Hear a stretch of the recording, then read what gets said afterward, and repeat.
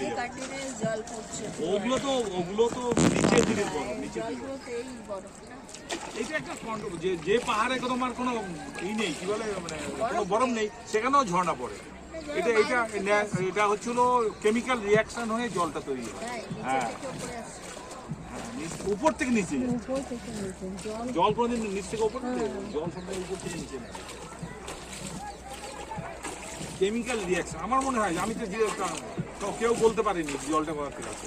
বলি না যে সাইফেনের মতো। আরে সাইফনটা তো অন্য আরে জিনিস। ওখানেও তো একটা হচ্ছে কেমিক্যাল রিঅ্যাকশন হচ্ছে। না না, সাইফনটা হচ্ছিল জল আছে, থাকতেই পারে। সাইফনটা হচ্ছে এরকম, মানে একটা লিঙ্ক ছোট থাকে, একটা লিঙ্ক বড় থাকে। বড় লিঙ্ক দিয়ে যে জল থাকে, ছোট লিঙ্ক দিয়ে বেরিয়ে যায়। হ্যাঁ, কন্টিনিউ চলছে না। হ্যাঁ, কন্টিনিউ সাইফন কন্টিনিউ চলবে যতক্ষণ জল আছে।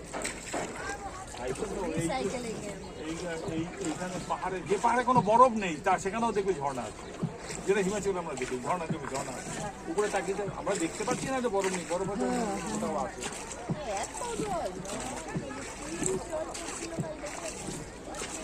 ওগুলো তো বরফ থেকে আসছে, বড় বড় পাহাড় রয়েছে, এই যে বড় বড় পাহাড়গুলো আছে গলছে, এই যে রোদ উঠছে, জল তো গলছে এখন। হ্যাঁ, কালকে দেখছিলাম হচ্ছে ফিভার করে হচ্ছে।